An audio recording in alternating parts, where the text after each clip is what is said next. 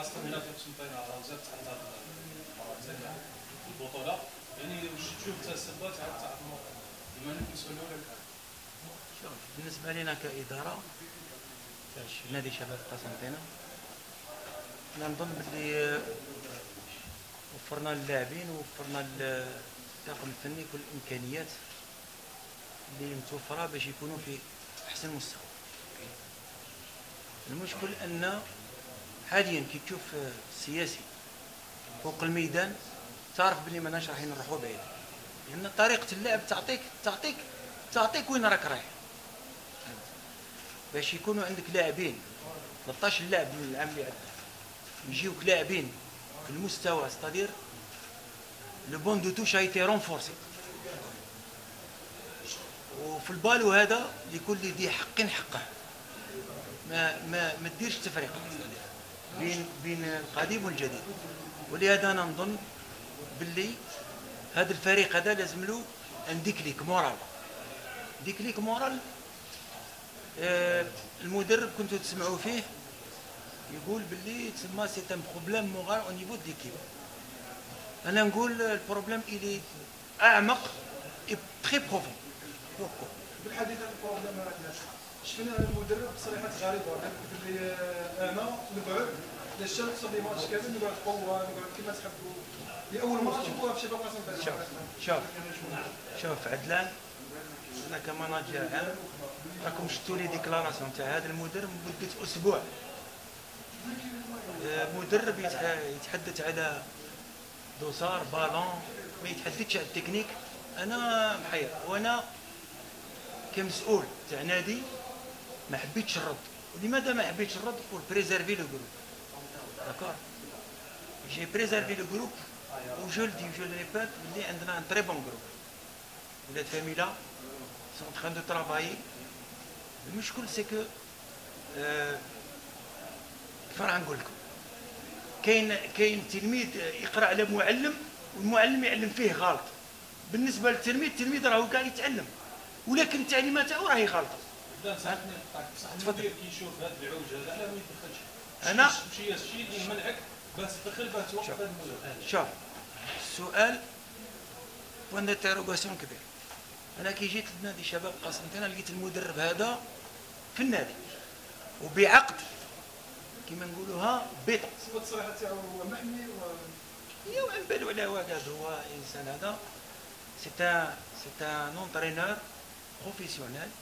Il sait très bien pourquoi il est en train de déclarer هكا. وانا ما جو با نطيح المستوى باش نهلك الفريق تاعي. شوف كيف بدا يدفع عليكم باش نحو الناس الكل راهي عنبالها بالموضوع تاعها، وعنبالها بالموضوع لماذا احنا ما نقدروش نقيم. لان لو كونترا a été signé pour 2 années entre guillemets aucune clause de ما كانش بن يحمي الفريق. ما كانش بن. ثم هذه تساؤلات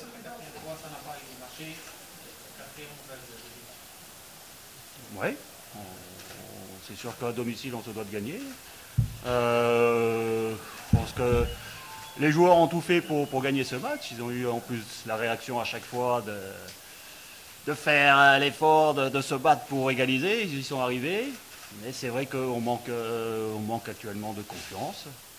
On fait des erreurs un peu grossières qui nous coûtent des buts.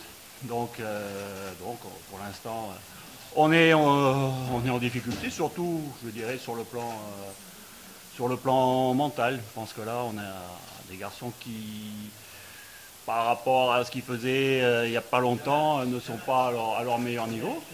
Mais on va travailler. Ce que j'ai dit aux garçons, on a une période difficile. Ça arrive à toutes les équipes d'avoir des périodes difficiles.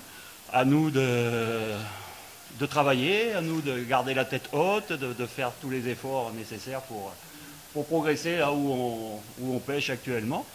Et puis, je suis sûr que ça va revenir. Il ne nous manque pas grand-chose pour amener cette victoire, mais bon, pour l'instant, on n'est pas arrivé à la mener en championnat. On va essayer d'aller se qualifier, et on va aller se qualifier au Bahreïn, et en espérant que ça donnera un peu de confiance aux joueurs, un peu plus de confiance aux joueurs, et puis petit à petit, on va. on va augmenter le niveau. Justement, quand vous parlez de match comparable, comment vous allez aborder le match? Ben, on va l'aborder avec un score avantageux de 3-1. Donc là, après, il faut que les joueurs soient forts mentalement pour, comme je leur dis, hein, il y a des périodes difficiles au football, il faut savoir y faire face, il y a des périodes fastes, il y a des périodes plus difficiles. C'est là qu'on voit les grands joueurs, c'est là qu'on voit les hommes, ceux qui sont costauds et qui font face à la difficulté. Quand on gagne, c'est facile pour tout le monde d'être là, de jouer. Quand on ne gagne pas, c'est plus difficile et c'est là qu'il faut faire preuve de courage, qu'il faut faire preuve d'abnégation, de travail et de force mentale. Donc c'est là-dessus qu'il faut qu'on travaille là jusqu'au match de mardi et qu'ensemble on aille là-bas costaud et qu'on aille arracher cette qualification.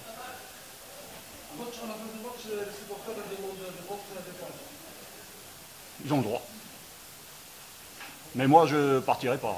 Moi, vous savez, je dis aux joueurs à chaque match, never give up, ne jamais abandonner. Moi, j'abandonne jamais. Donc, je ne partirai pas. Je serai là le prochain match, je serai là. Donc là-dessus, je serai là. Présent. Et costaud.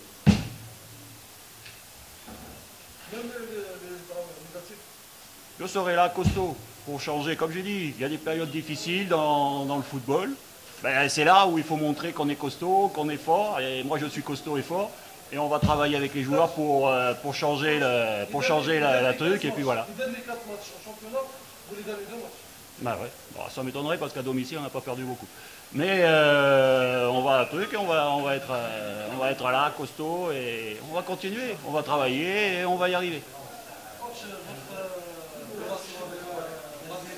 Tout va très bien. Tout va très bien. Voilà. Tout va très bien, donc pas aucun problème. Il y a un changement Un changement tactique. Un changement tactique. Je voulais mettre plus de poids sur la défense adverse et je vais faire entrer un attaquant à la place d'un milieu pour pouvoir mettre plus de poids sur la défense adverse, jouer plus long et être plus présent au deuxième ballon pour essayer de créer des situations. On a eu des situations dangereuses en deuxième mi-temps, mais bon, il nous manque encore un peu, je dirais, un peu de confiance, un peu de détermination pour marquer des buts. Mais moi, je sais que ça va arriver. Je suis content que Abid ait marqué, ça va le libérer. Et puis, on va y arriver. Qu'est-ce qui n'a pas marché? On va se parler par...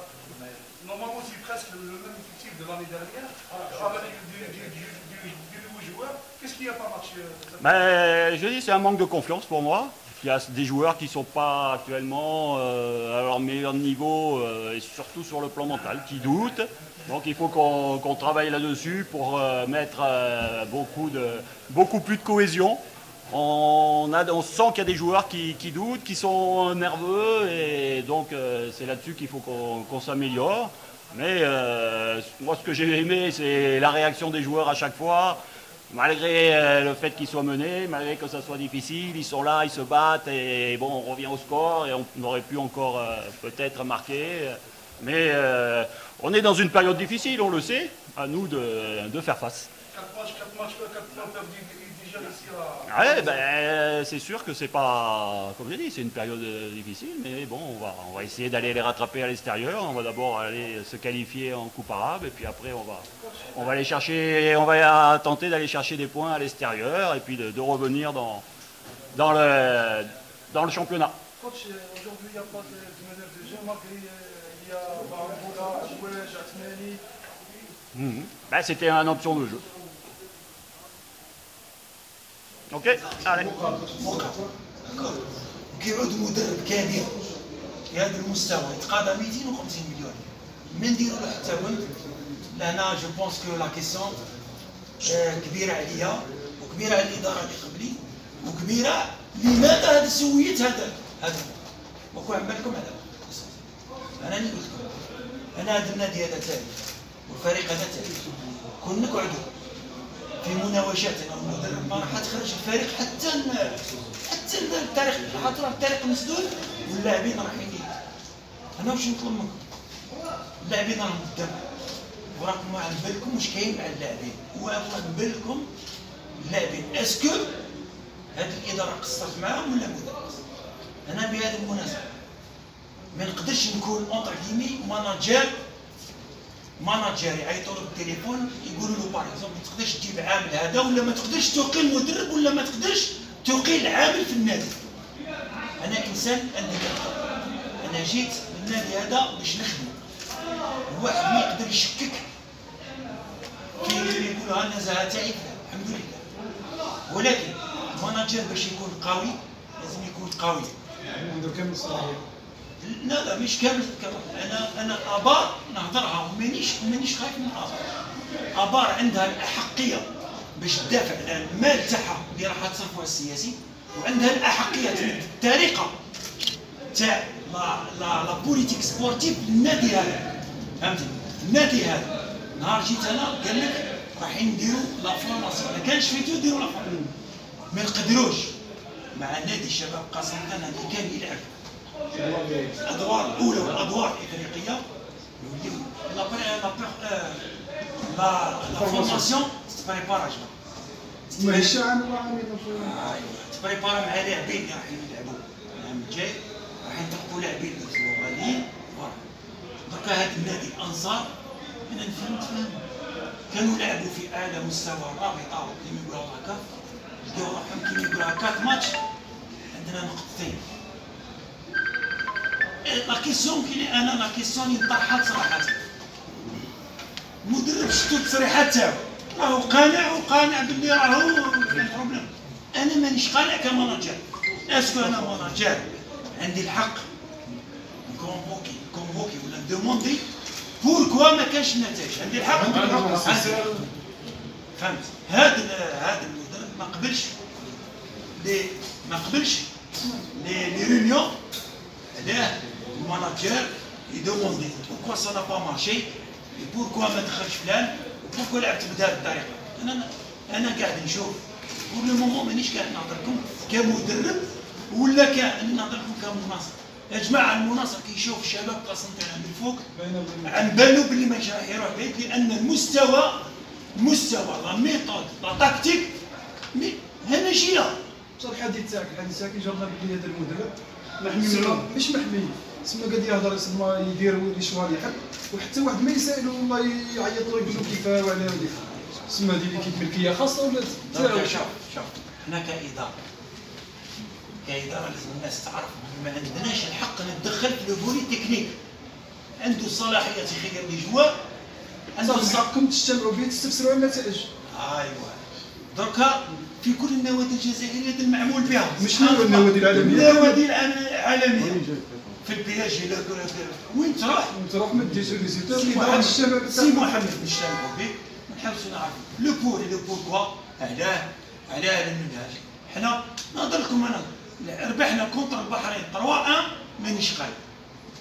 مانيش قانع لان ما كانش منهاجيه تبين باللي النادي هذا كون يماركيو له بيت يقدر يلعب باش يغاريزي ويقدر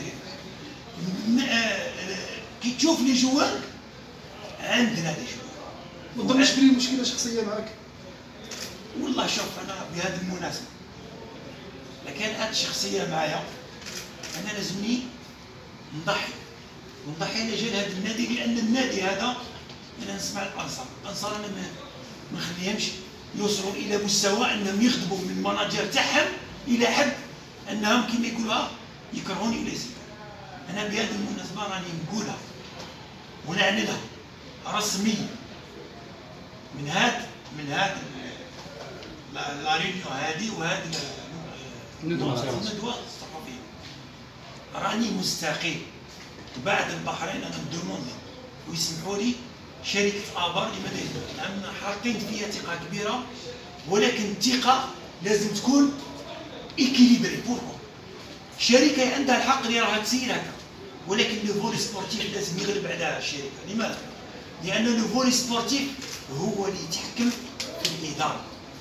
ولهذا انا من هذه المناسبه نقول لكم راني راح نروح مع لي جوار البحرين، وبعد البحرين نطلب من كل انصار يلتفوا وراهم الفريق تاعهم ويلتفوا مع هذا النادي. ولا كان عاد المشكل في بوخدنا راهو كما يقولوها يباسي ساكن الحمد لله. انا كما يقولها انسان ضيف، ما نقدرش انا نقول اللاعبين اللي داروا فيها ثقه كبيره. لا كيسيون كي جو بوز رايحين ورا البحرين ان شاء الله نتكلم، ورا البحرين رايحين نخرجوا المغرب ورايحين نجيبوا لنا ان شاء الله نكونوا في المستوى مع هذا المدرب، وما يلقاش الحجج تاع التلازمات اللي بيناتنا. وانا باش تكون في علمكم ما دخلت معاه حتى في ان بوليميك ميدياتيك. الى في دي ديكلاراسيون تري فهمتني. نورمالمون الشركه بعثوا كيسيونير على يد البي سي لماذا؟ لان هذا الانسان راه خدام في شباب قسنطينه. موقف الشركه المالكه بالتصريحات تاعو، الموقف تاع الشركه شوف كان صريح بصراحه انه هذا المدرب هذا راهو عنده كونطرا بيتون ما نقدروش. الشركه تحافظ على مالها، حتى هي كانت مسؤوله، رئيس الاداره كان مسؤول، هو ثاني هو كان يوقع على ولهذا moi je réfléchis par rapport au groupe باش ما نوصلوش هذا الفريق. ولازمنا انتم كصحفيين وانا كمناجر الى حد الان والاباء كمسؤولين لازم الانسان يخمم على الانتيري، ولو كان يكون القرار سليم. هذا واش راح نقول.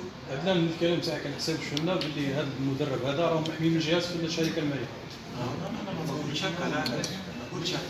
الشركه راهي تحمي في النادي، تحمي في الاموال تاعها، تحمي في الاموال تاعها، ما نقولش تامين. انا باش هذا المدرب القدير والكبير يجرني معاه في هذا المستوى، انا نقول له ليكيب مادام راك تقول هذا بروبليم مورال، حاول البروبليم مورال وحل. عندنا يعني في خصوص التعويض كم يعني يعوضوا فريق شباب القسنطينه المدرب في حال فسخ العقد يعني تاع سوبي الطرفين؟ شوف نعطيكم انا معلومه، كون يبقى له هذا المدرب كون يبقى له 6 شهور في النادي يدي 12 شهر. ولهذا انا نقول لكم هذا المدرب يدي 250 مليون. نورمالمون مدرب بالمستوى تاعو كبير وقدير اللي كان في افريقيا معروف، نورمالمون يحاسب روحه سور لو بلان تكنيك، سور لو بلان جيستيون دو جروب. نقول له مبروك عليك بالك ربحت معركه، ولكن السياسي راهي اونتر دو بون مع ابار، وانا نطلب من الانصار باش يكونوا عاقلين، لا عاقلين يخموا وش هو اللي لازم يكون ليهم بالفائده. هذا بارك الله فيكم.